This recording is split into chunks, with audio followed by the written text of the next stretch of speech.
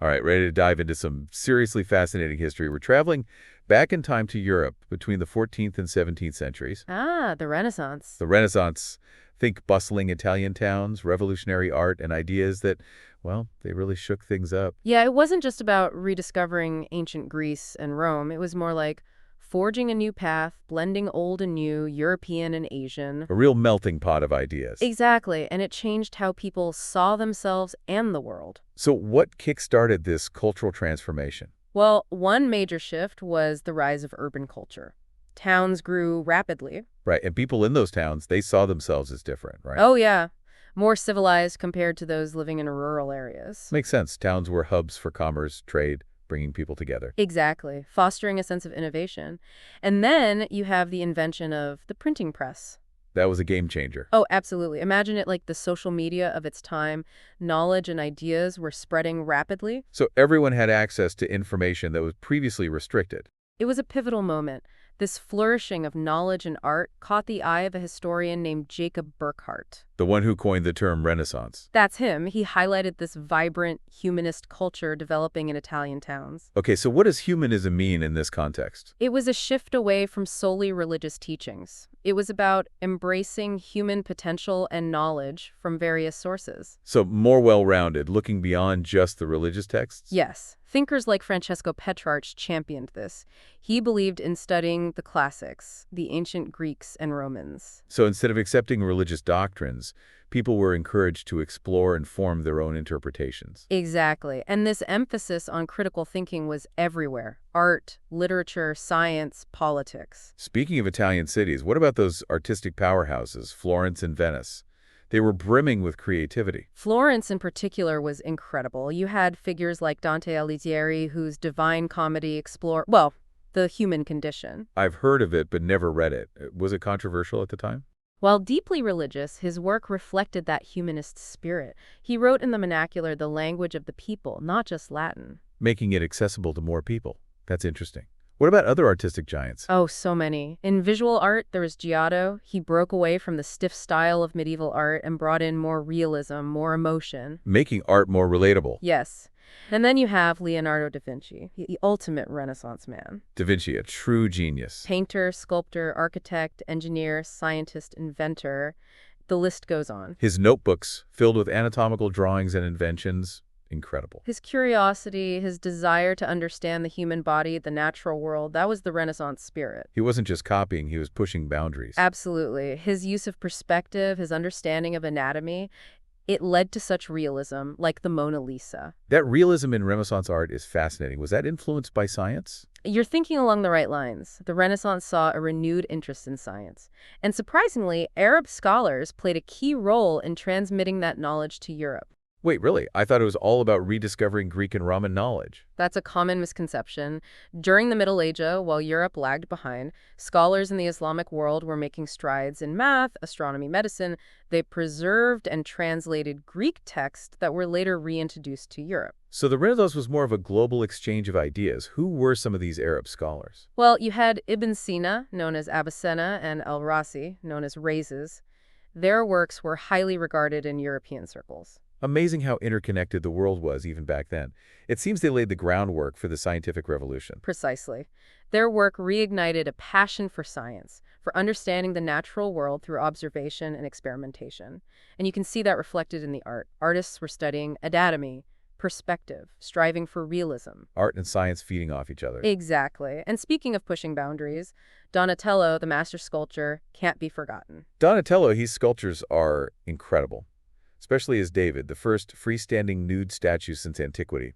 It was a bold statement, a celebration of the human form, reflecting the humanist ideals. Like rediscovering the beauty of the human body. Exactly. His work and that of other artists shifted perceptions, paved the way for a more humanistic worldview. So we have art, science. What about architecture? Any changes there? Oh, absolutely. The Renaissance saw a revival of classical architecture inspired by Roman ruins. Looking back to the grandeur of the Roman Empire for inspiration. Exactly, and Michelangelo embodies this revival. Michelangelo, another master of many art forms. He was incredible. The Sistine Chapel ceiling, the frescoes, a testament to his genius. I can only imagine how breathtaking it is to see in person. Truly awe-inspiring. And then his Pietà, a sculpture of Mary and Jesus, captures raw emotion. His range is unbelievable, from divine grandeur to intimate sorrow. And his architectural achievements, like the dome of St. Peter's Basilica, are just as impressive. Taking inspiration from the Romans, but adding his own vision. A true visionary, pushing boundaries, just like in his painting and sculpture. And remember the printing press. That played a big role in spreading these new artistic ideas. So it wasn't just for texts, but also for spreading artistic inspiration. Exactly. Printed images, woodcuts, engravings, they were circulating. Artists could learn from each other and adapt new styles. It's like a Renaissance version of social media, sharing art across borders. Exactly. The printing press made art more accessible, fueling creativity. So much art, fueled by humanism and aided by technology like the printing press. It sounds like the Renaissance was a time of incredible intellectual and creative freedom. It was, but that freedom also led to some challenges, especially in the realm of religion. Things are about to get really interesting. But before we get into the Reformation, what about other challenges to traditional thinking? Things like wealth and pleasure. Good point. Those were definitely taboo topics during the Middle Ages. For instance, you have Francesco Barbaro. He defended acquiring wealth, argued it could be used for good. Quite a departure from the medieval idea of renouncing possessions. Right, and Lorenzo Valla, he critiqued the Christian view of pleasure. He said pursuing it within reason wasn't inherently sinful. A more balanced view of human nature. Exactly. These ideas had a huge impact on how people lived their lives, how they conducted business, even how they thought about religion. It sounds like the Renaissance was shifting how people saw themselves and the world. But what about women? Did they experience this newfound freedom? That's a question that deserves some deeper exploration. While the Renaissance did open some doors for women, their roles were still mostly defined by society's expectations. Sounds like a topic for our next segment. We'll dive into the experiences of women during the Renaissance after a quick. Just kidding. Let's jump right in. All right, let's talk about women during this era. They were mostly excluded from public life, politics, academia, but their roles within the family were crucial. So vital, but behind the scenes. Exactly.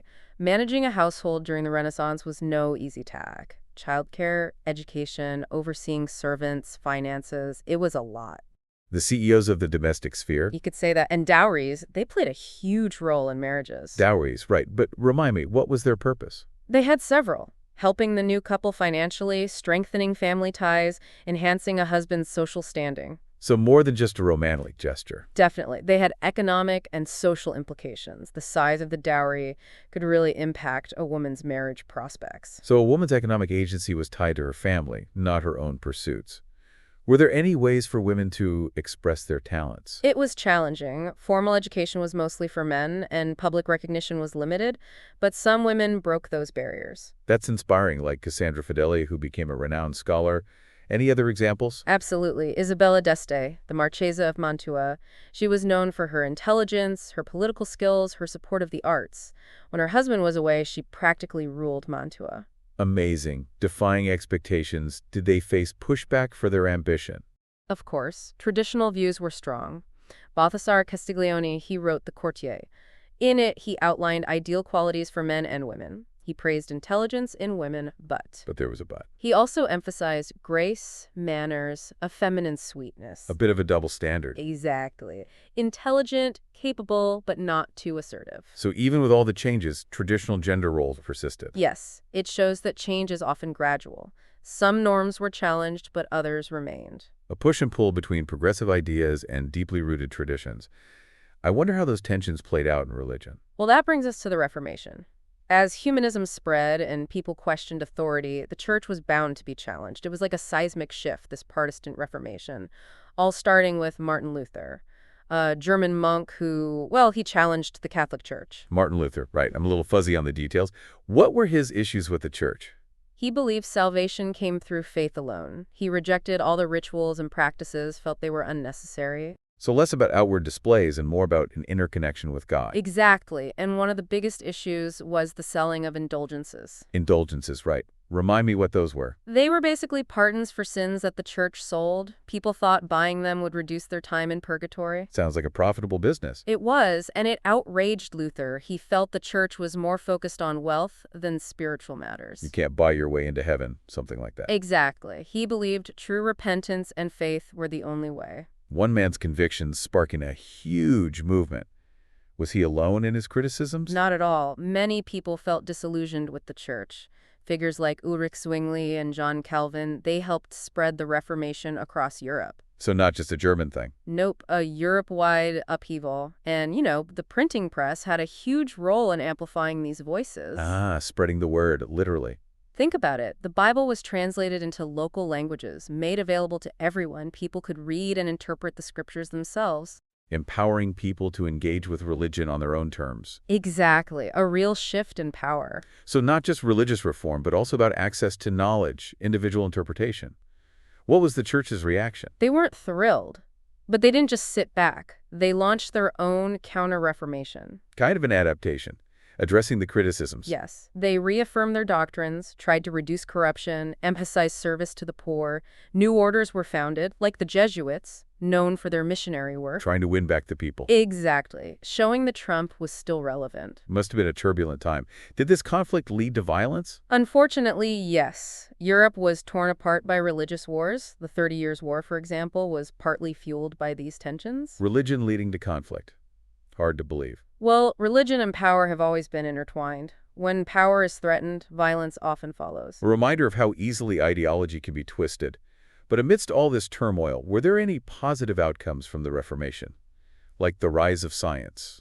You're right. While the Reformation was about religion, it also impacted science. How so? They seem like very different things. Well, the focus on individual interpretation, the questioning of doctrines, it had a ripple effect. People were encouraged to challenge established ideas, not just in religion, but also in science. So it emboldened people to question everything. Exactly. And this questioning spirit opened the door for scientific discoveries, like Copernicus. Ah, yes, the one who placed the sun at the center of the solar system. His heliocentric theory challenged the traditional view, the one supported by the church. Must have been controversial. It was. But later, Kepler and Galileo built on his work, providing more evidence. Scientists working together, pushing boundaries. Driven by a shared passion to understand the universe, observation and experimentation started to replace reliance on traditional authority. The scientific method was born. You could say that. It led to a growing separation between science and religion. Galileo famously said, "The Bible tells us how to go to heaven, not how the heavens go." Highlighting the divide between faith and empirically derived knowledge. Exactly. The Reformation might have started with religious disputes, but it had far-reaching consequences. Sparking new ways of thinking, challenging power structures, shifting worldviews. A truly transformative period. So we've gone from art and the Italian Renaissance to religious upheaval and the rise of science. A lot of change in a short time. It was. But looking back, was there truly a distinct Renaissance? Or was it more a continuation of what came before, just accelerated? That's a debate among historians. Some say Renaissance oversimplifies things. It wasn't a sudden rebirth of classical ideas, but rather built on centuries of cultural exchange. Like a river flowing through time. Yes, and don't forget the influence from outside Europe. Asian technologies and ideas played a role. Right, the world was always interconnected. Think about the printing press, inspired by Chinese innovations, and the Mongol Empire, facilitating the exchange of ideas and goods between East and West. The Renaissance was a global phenomenon. Absolutely, and it laid the groundwork for many ideas we still hold dear. And while the term Renaissance might be debated, there's no denying the changes in art, science, religion, society. A time of questioning, innovation, new ways of thinking. But what about the average person? How did all this affect their lives? That's a great question. It brings us to one of the most significant shifts, the separation between private and public life. Private and public. Before, people were defined by their role in the church or the feudal system. Life was intertwined with community and obligations. Less about individual identity, more about your place in the hierarchy. Exactly. But during the Renaissance, the idea of the individual with personal beliefs and aspirations started to emerge. People were more than just cogs in a machine. Precisely. This paved the way for ideas about individual rights and freedoms, central to Western thought. Seeds of individualism and liberty being sown. Exactly. And as those individual perspectives evolved, what about Europe as a whole? How was it changing? Good question. All this upheaval must have had an impact on the political landscape. You're right. Europe, which had been a unified entity, started to fragment. Nation-states emerged, each with its own language, its own identity. Redrawing the map literally and figuratively. And this fragmentation had huge consequences for European history. Competition, conflict, leading to the modern nation-state system. Such a transformative period. It really was. Both continuity and rupture, looking back while forging ahead. Not a perfect utopia, but it planted powerful ideas that still resonate today. Absolutely. It's crucial to remember that not everyone benefited equally from these changes. That's right, we need to talk about the challenges faced by women during this time. We've talked about all this change and innovation, but it's important to remember not everyone benefited equally. Right, like we touched on earlier, women during the Renaissance, they faced some real challenges. Absolutely. Even with some new opportunities, traditional gender roles and societal expectations still loomed large. So the old structures, they were pretty stubborn. What were some of the specific constraints women faced? Well, as we discussed, women's roles were largely confined to the domestic sphere. Wives, mothers, household managers, childcare, education, servants, finances. The demanding job, but not always recognized in the same way as men's work. Exactly, and their economic agency was often tied to their families. Dowries played a huge role in marriage, so a woman's financial security often depended on her husband or family. We talked about Cassandra Fedele and Isabella d'Este. They challenged these norms, but were they exceptions to the rule? Sadly, yes. Inspiring as they were navigating a system designed to limit their opportunities. Makes you wonder, what could those women have achieved with equal access to education and resources? It really does. The Renaissance shows that progress isn't always even. Even in times of great change, deep-seated social structures can resist transformation. That push and pull between progressive ideals and the forces trying to maintain the old ways.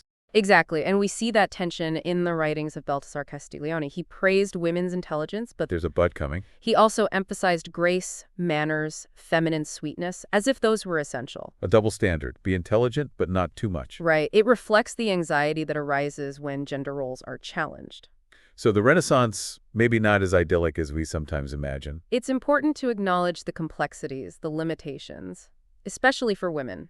Looking beyond the grand narratives to the real lived experiences of those often marginalized. Exactly. History isn't just dates and battles. It's about everyday people and their challenges. By understanding those challenges, we gain a deeper appreciation for the complexities of the past and the long road to equality. So as we wrap up our deep dive into the Renaissance, what are some key takeaways for our listeners? Well, the Renaissance shows that history is complex. It's about cultural exchange, intellectual curiosity, artistic innovation, religious fervor. It's a tug-of-war between tradition and progress. It also makes us think critically about the stories we're told. Whose voices are heard, whose contributions are celebrated, and whose are forgotten. Most importantly, think about how these changes from the Renaissance still shape our world. Individual freedom, faith, knowledge, the fight for justice, these are all issues we still wrestle with. History isn't just a collection of facts, it's an ongoing conversation. So as you explore the Renaissance, keep questioning, embrace different perspectives, and ask those what-if questions. That's what the great thinkers of the Renaissance did, and it's what pushes us forward today. A fantastic journey. Thanks for joining us for this deep dive into the Renaissance. Until next time, keep exploring history's hidden depths.